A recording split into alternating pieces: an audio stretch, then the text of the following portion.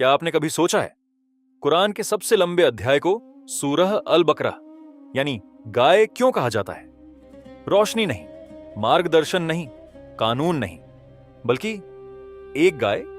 यह वह अध्याय है जिसमें कुरान के कुछ सबसे शक्तिशाली मार्गदर्शन शामिल हैं। ईमान, नमाज, रोजा, खैरात, इंसाफ, शादी, अर्थशास्त्र, पहचान, समुदाय।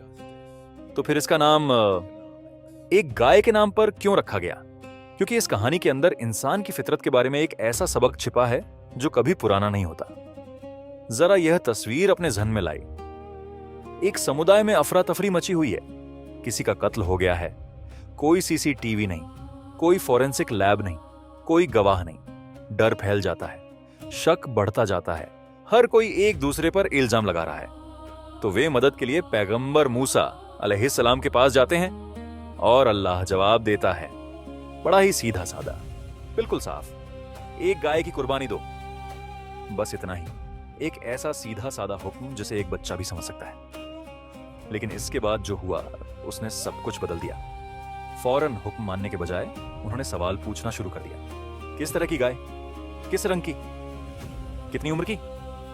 और अचानक जो बात सीधी सादी थी वह पेचीदा हो गई। जरा सोचिए, आपने गूगल मैप्स खोला, उसमें लिखा है बाएं मुड़े, लेकिन इसके बजाय आप पूछते हैं थोड़ा सा बाएं, ज्यादा बाएं, उत्तर पश्चिम की तरफ बाएं।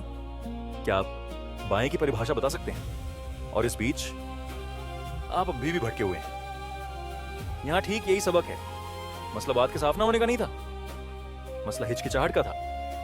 क्योंकि कभी कभी जब दिल अल्लाह के आगे झुकना नहीं चाहता तो वह अपनी नाफरमानी को अंतहीन सवालों और छानबीन के पीछे छिपा लेता है। और वे जितना ज्यादा देर करते गए, हुक्म उतना ही ज्यादा बारीक और मुश्किल होता गया।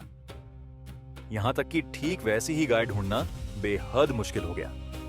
और यहीं पर यह कहानी हमारी अपनी कहानी बन जाती है। क्योंकि यह सिर्फ पुराने जमाने के इतिहास की बात नहीं, यह हमारी बात है।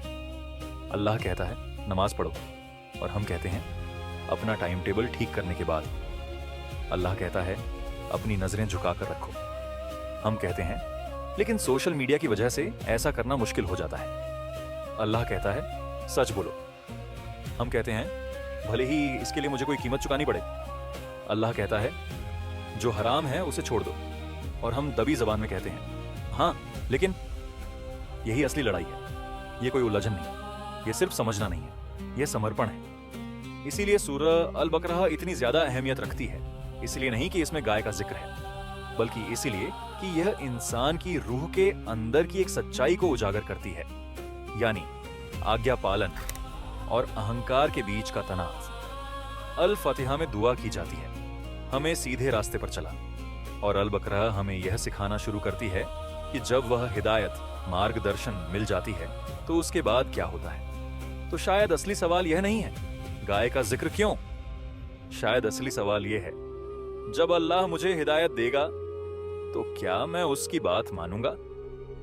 अगर इस सोच ने आपको कुरान के बारे में कुछ अलग ढंग से सोचने पर मजबूर किया हो तो कृपया एक पल निकालकर इस वीडियो को लाइक करें, चैनल को सब्सक्राइब करें और इसे किसी ऐसे इंसान के साथ शेयर करें जिसे इस याद दहानी की जरूरत है। क्योंकि कभी कभी कुरान की सिर्फ एक आयत किसी इंसान का पूरा दिल बदल सकती है।